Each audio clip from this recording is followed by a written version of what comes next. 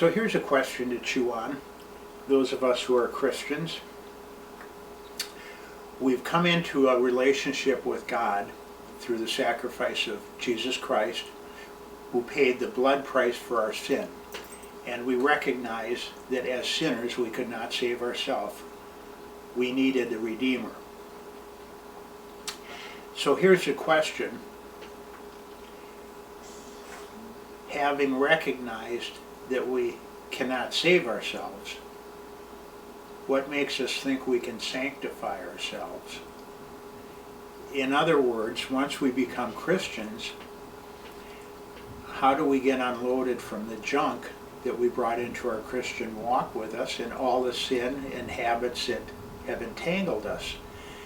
If we couldn't save ourselves, do we really think that we can clean ourselves up?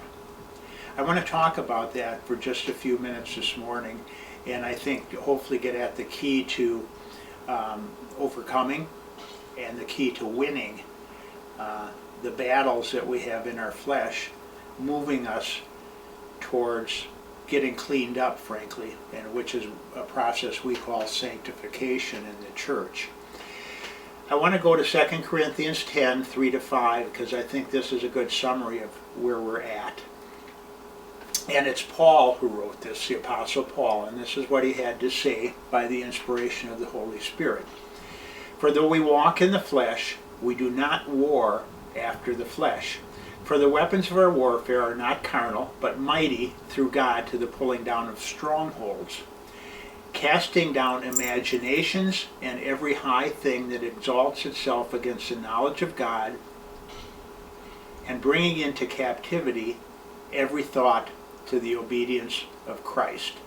I would suggest that most of our problems and most of our baggage relates to our thought life and our imagination. The patterns of thought that we've developed over time and now cause us to react in certain ways internally, and also our imagination, whatever that conjures up, be it lust, be it certain fears, fear of flying, fear of public speaking, whatever our imagination conjures up, those are speculations.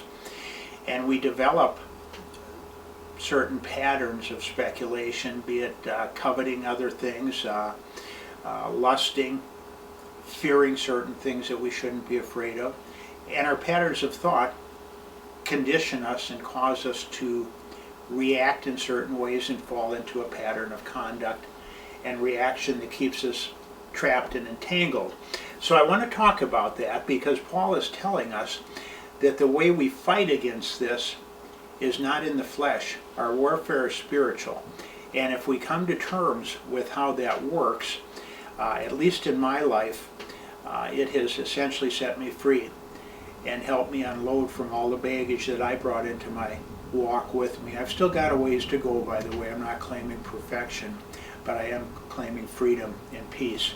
So I want to talk a little bit about that, and I want to start with how Jesus handled this and what we can learn from it. In Matthew 4, the gospel writer Luke records Jesus being baptized, receiving the Holy Spirit, being led into the wilderness, and then fasting 40 days without food while he prayed and starved his flesh nature while he was feeding his spiritual nature. At the end of that time, Satan came at him.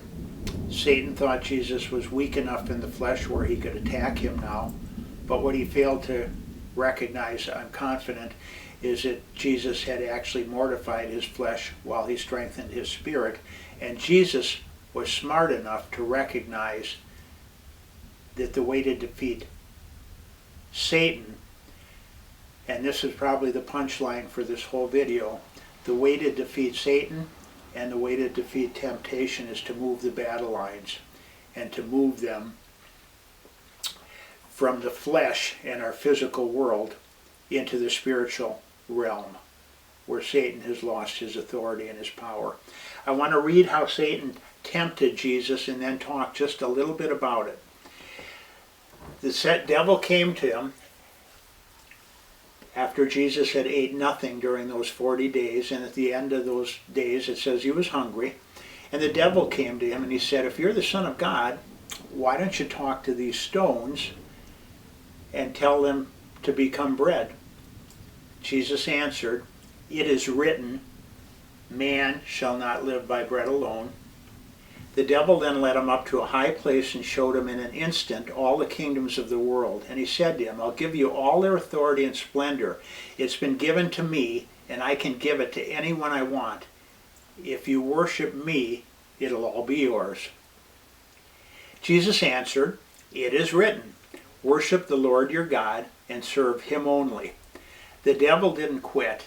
It says the devil then led him to Jerusalem and had him stand on the highest point of the temple.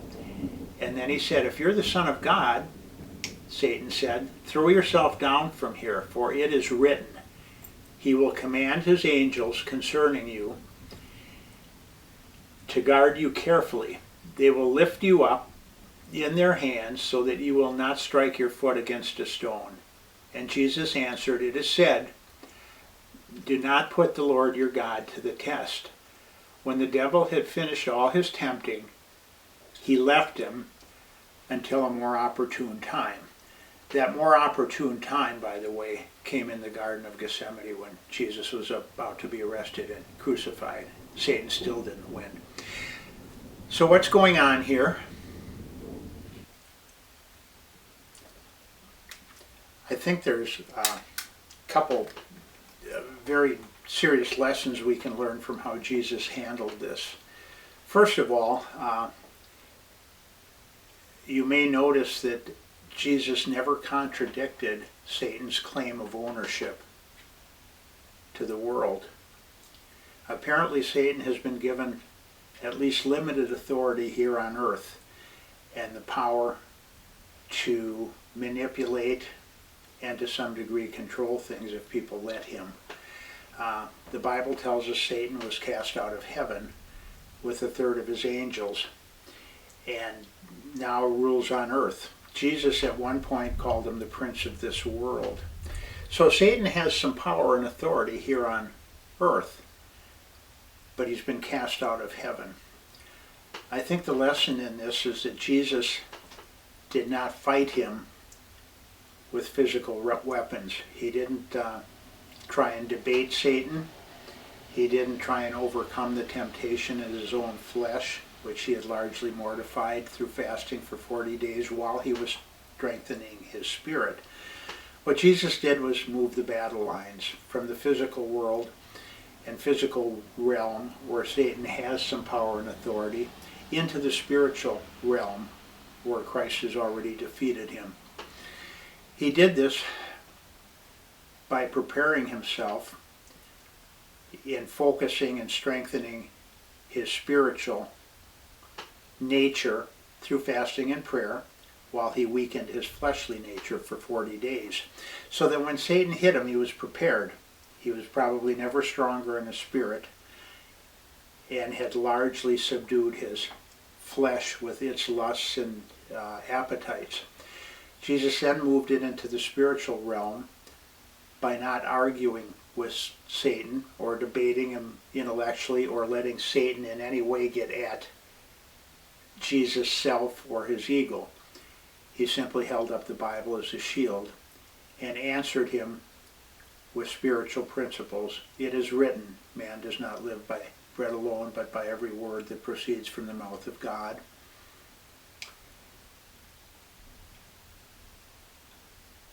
Thou shalt not put the Lord your God to the test. Again, a quote from the Bible. And at every point, Jesus held up the Bible as a shield. So I think in terms of how we overcome and get unloaded from our baggage, there's a couple key principles we can learn. The first is, which of our natures are we feeding and strengthening? Our flesh with its lusts and its patterns of thought and speculations?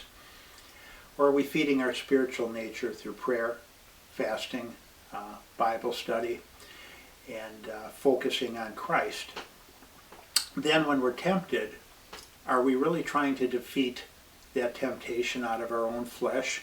Again, we couldn't save ourselves. What in the world makes us think we can sanctify ourselves? I believe the way to fight this is through surrender. To identify the things that don't belong in our life, surrender them to the power of God, and ask Him to tear them out as mental and physical strongholds that were already defeated by Christ and are to be torn out by the power of God.